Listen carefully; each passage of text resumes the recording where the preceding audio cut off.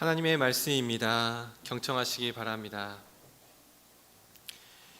임멜의 아들 제사장 바스울은 여호와의 성전의 총감독이라. 그가 예레미야의 이 일 예언함을 들은지라. 이에 바스울이 선지자 예레미야를 때리고 여호와의 성전에 있는 베냐민 문 위층에 목에 씌우는 나무 고랑으로 채워 두었더니, 다음 날 바스울이 예레미야를 목에 씌우는 나무 고랑에서 풀어주매 예레미야가 그에게 이르되, 여호와께서 너의 이름을 바스울이라 하지 아니하시고 마골 미사빕이라 하시느니라. 여호와께서 이와 같이 말씀하시되, 보라, 내가 너로 너와 너의 모든 친구에게 두려움이 되게 하리니 그들이 그들의 원수의 칼에 엎드러질 것이요 너의 눈은 그것을 볼 것이며, 내가 온 유다를 바벨론 왕의 손에 넘기리니 그가 그들을 사로잡아 바벨론으로 옮겨 칼로 죽이리라. 아멘. 오늘 읽은 이 말씀은 앞부분인 19장의 사건의 결과에 해당합니다. 그래서 19장의 말씀을 잠시 살펴보도록 하겠습니다. 19장 1절부터 13절의 말씀을 보게 되면은 하나님께서 예레미야에게 남유다의 수도 예루살렘을 향하여 너는 심판의 메시지를 하라 지시하신 내용이 나옵니다. 그리고 이어지는 14절과 15절 말씀을 보게 되면은 예레미야는 하나님의 말씀에 순종하여 예루살렘 성전에 모인 많은 사람들에게 하나님께서 장차 백성들에게 내릴 심판을 선포했다는 내용이 이어지고 있습니다. 예레미야가 누구입니까? 하나님의 선지자입니다. 그렇기 때문에 하나님의 선지자인 예레미야의 경고의 말을 듣고 잘못을 뉘우치면은 이 재앙은 피할 수 있는 일입니다. 하나님께 용서를 받고 다시 축복을 회복할 수 있는 것입니다. 그렇지만 예루살렘 성전에서 예배를 드리던 사람들은 예레미야의 말을 듣기를 거부하였습니다. 그 대신 그들은 다른 사람들의 말을 듣기 원하는데 그 사람들은 거짓 선지자들이었습니다. 거짓 선지자들이 하는 말이 이 사람들에게 어찌나 듣기 좋았는지 이 사람들은 하나님의 사람 예레미야의 말도 거부했던 것입니다. 당시 선지자들의 메시지는 대략 이러했습니다. 여러분은 교회 밖에서 하나님의 뜻대로 살 필요가 전혀 없습니다. 도둑질을 하시던 간음을 하시던 하고 싶은 대로 마음대로 하십시오. 욕망이 이끄는 대로 자유롭게 사십시오. 여러분이 할 일은 오직 한 가지인데 이 성전에 모여서 예배하기만 하면 됩니다. 예배만 드리면 우리 하나님께서는 우리를 언제나 용서해 주십니다. 이것이 거짓 선지자들의 메시지였습니다. 사람들은 참 선지자 예레미야의 말보다는 이러한 거짓 선지자들의 말을 귀 기울여 들었고, 때문에 예배를 드리면서도 아무런 양심의 가책이 없이 죄를 지을 수 있었습니다. 힘없는 자가 있다면 짓밟았고 빼앗았고, 다른 사람을 속여 빼앗으면서도 나는 하나님 앞에 예배드리는 사람이야, 이렇게 하나님께서는 언제든지 나의 죄를 다 용서해 주실 거야 라고 잘못 생각하였습니다. 때문에 하나님께서는 이처럼 사람들이 하나님의 성전에 드나들면서도 잘못을 짓는 것을 보시고 하나님의 성전이 오히려 도둑들의 소굴이 되었다라고 말씀하시면서 예레미야를 통하여 옛날에 성소로 사용되었던 실로가 하나님의 심판을 받아 멸망하였던 것처럼 동일하게 그러한 심판이 예루살렘에도 임할 것이라는 예언을 하게 하셨습니다. 예레미야가 이렇게 예언을 하자 듣기 싫은 사람들이 생겼습니다. 그들은 예루살렘의 종교 지도자로서 자신들이 생각하기에는 어떻게 하나님께서 계신 하나님의 성전이 있는 이 예루살렘에 그런 끔찍한 일이 있을 수가 있는가? 하나님의 성전은 절대로 무너질 리가 없는데 하면서 예레미야가 잘못되었다고 이들은 생각하였습니다. 결국 이들은 더 이상 예레미야가 입을 열어서 말을 하게 해서는 안 된다라고 생각하였고, 그 중에 대표격인 사람이 나서기로 하였는데 이 사람의 이름이 바로 오늘 말씀에 등장하는 바스울입니다. 이 사람의 직책이 무엇인가 1절에 나와 있는데 성전의 총감독이 그의 직책이었습니다. 우리가 보통 생각하기에 하나님의 성전을 맡아 관리하는 사람이다, 그리고 그 중에서도 총감독에 해당한다 하면은 누구보다도 적어도 하나님하고는 가까울 것이라 생각되었는데 이 사람은 그렇지 못했던 것 같습니다. 왜 그렇습니까? 하나님의 말을 있는 그대로 전하는 예레미야의 말이 참인지 거짓인지도 구별하지 못하고 단지 자신의 귀에 거슬린다는 이유로 예레미야를 잡아 가두고 매를 때리고 하였기 때문입니다. 아마 그는 자신이 예레미야를 매질한 것을 통하여서 옥에 가둔 것을 통하여서 예레미야를 잠잠하게 만들 수 있다 생각했던 것 같습니다. 지금 우리의 관점에서 봤을 때 어떻게 이렇게 하나님의 말씀이 어두운 사람이, 하나님의 뜻이 무엇인지도 구별하지 못한 사람이 성전에 있을 수 있는가, 성전의 직책을 맡을 수 있는가, 총감독이 있는가 이해가 되지 않을 수 있습니다. 하지만 이러한 문제는 바술만의 문제는 또 아니었습니다. 당시 대부분의 종교 지도자들도 바술과 동일하게 이름만 하나님의 일을 한 사람일 뿐 하나님과는 전혀 상관없이 자신의 생활을 하기 위해, 나의 삶을 유지하기 위해 성전을 이용한 사람에 불과했습니다. 때문에 이 사람들은 사람들의 귀에 어떻게 해서든지 듣기 좋은 말을 하려 했고 칭찬을 듣고 물질적인 이득을 취하는 것이 이들의 목표였습니다. 겉으로 보기에는 누구보다도 하나님을 가까이 하는 사람처럼 보였을지 모르지만 그들의 속에는 전혀 하나님을 두려워하는 마음이 없었던 것입니다. 이렇게 놓고 보면은 바술이라는 사람, 오늘 말씀의 주인공 바술은 당시 종교지도자 중에서 그냥 평균에 속한 사람이라고 볼 수 있습니다. 특별히 나쁜 사람도 아니라고 볼 수 있습니다.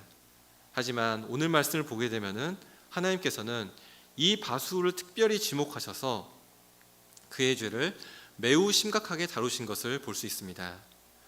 이는 무엇 때문입니까? 바술에게 일어난 하나님의 심판에 통하여서 주변 사람들에게 경각심을 갖게 하려는 의도에서 비롯된 것입니다. 3절부터 6절까지 말씀을 보게 되면은 하나님께서 그를 어떻게 다루셨는가가 나와 있습니다. 먼저 3절 말씀을 보면은 하나님께서는 예레미야에게 당장에 바술의 이름을 다르게 부르라 명령하셨습니다. 우리가 성경을 보면 알 수 있듯이 이름이 달라졌다, 사람들이 나의 이름을 다르게 부른다, 이것은 그 이름에 맞는 새로운 삶이 시작되었다는 의미라 보시면 되겠습니다. 야곱이 있지요. 야곱을 하나님께서는 이스라엘이라고 바꾸어 부르게 하셨습니다. 또한 아브라함도 아브라함으로 바꾸어 부르신 것을 보면은 알 수 있는 것입니다. 오늘 말씀에서도 하나님께서는 바술이라는 그가 그동안 사용했던 이름 대신에 마골 미사빕이라 부르게 하셨습니다. 그 뜻은 사방에 두려움이 있다입니다. 사방에 두려움이 있다. 이는 바술의 인생이 앞으로 사방으로 도저히 피할 데 없는 두려움에 휩싸일 것이다 라는 말씀입니다. 그리고 4절 말씀을 보면은 한 가지 더 의미를 부여하시는 걸 볼 수 있습니다. 바술뿐만 아니라 바술과 함께하는 사람도 바술의 곁에 있었다는 이유만으로 두려움을 느끼게 될 것이다 이렇게 말합니다. 이렇게 볼 수 있습니다. 3절에서 나온 바술에게 임한 심판이 얼마나 참혹한지, 얼마나 눈뜨고 볼 수 없이 끔찍한지 바술 곁에만 있는 사람도 그 모습을 보고 공포에 떨 것이다, 이러한 의미로 보실 수 있습니다. 그리고 4절 중반을 보면 이렇게 말씀하십니다. 그들이 그들의 원수의 칼에 엎드려질 것이요, 바술의 친구들도 똑같이 칼에 엎드려질 것을 말합니다. 그리고 4절 말씀 마지막을 보면은 바술과 주변뿐만 아니라 남유다 백성 전체에게 하는 말로 전환됩니다. 온 유다를 바벨론 왕의 손에 넘겨줄 것이며 바벨론으로 옮겨서 칼로 죽이리라 말씀하십니다. 그리고 5절을 보면은 예루살렘의 온갖 귀중품과 왕들의 보물이 그의 원수의 손에 넘겨져 바벨론으로 가게 될 것이다 고까지 말씀하신 것을 볼 수 있습니다. 오늘 말씀에서 하나님께서는 하나님의 말씀, 하나님을 두려워하기를 거부한 바술 개인에게 또한 여러 사람에게 이 두려움이 임할 것이라 말씀하고 있습니다. 여기서 우리는 우리를 향한 메시지를 하나 발견할 수 있습니다. 그것은 우리가 하나님을 두려워하지 않고 하나님의 말씀에 순종하기를 거부한다면은 그가 누구든지 간에 하나님이 아닌 다른 것들을 두려워하는 자리, 일상이 될 수밖에 없다는 것입니다. 이는 오늘 말씀에만 등장하고 많은 이야기가 아닙니다. 성경 앞을 보면은 첫 사람의 이야기가 등장하는데 아담과 하와도 똑같은 인생을 걸었습니다. 하나님께서는 창조의 마지막 날에 지으신 이 귀한 사람들을 모든 창조물들 위에 두시고 그것들을 다스리게 하셨습니다. 그들은 모든 만물 위에 군림하는 영광을 누렸습니다. 하지만 동시에 그들은 자신의 위에 하나님이 계심을 알아야만 했습니다. 그런데 어느 날 이 첫사람들에게 사탄이 찾아와서 선악과를 따먹으라고 유혹합니다. 선악과는 하나님이 금하신 것임에도 말입니다. 그러면서 이렇게 막 유혹하지요. 당신들이 이 선악과만 따먹게 되면은 당장에 하나님처럼 될 수 있습니다. 라고 말입니다.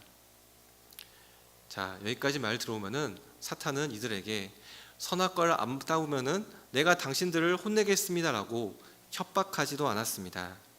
위협하지도 않았던 것입니다. 단지 인간의 마음속에 있는, 어찌 보면은 우리의 마음속에도 있는 터질 것 같은 교만을 살짝 건드려서 유혹한 것밖에 없습니다. 만일 평소에 이 첫사람들이 하나님을 두려워했다면 어떻게 했을까요?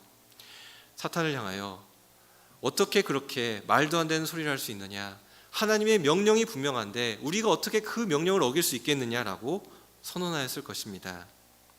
하지만 창세기에 등장하는 첫사람이 보인 반응은 이들이 평소에 하나님을 어떻게 생각하는지를 잘 우리에게 보여주고 있습니다. 그 말이 창세기 3장 3절의 말씀인데 제가 읽어드리도록 하겠습니다. 동산 중앙에 있는 나무의 열매는 하나님의 말씀에 너희는 먹지도 말고 만지지도 말라 너희가 죽을까 하노라 하셨느니라. 하나님께서는 분명히 이렇게 말씀하셨습니다. 너희는 반드시 죽는다 입니다. 하지만 이들은 이 말씀을 이렇게 바꾸었습니다. 너희가 죽을까 하노라 라고 말입니다. 이건 무슨 말입니까? 첫사람이 하나님의 말씀을 이미 심각하게 생각하지 않는 단계에 이르렀다는 것을 의미하고 있습니다.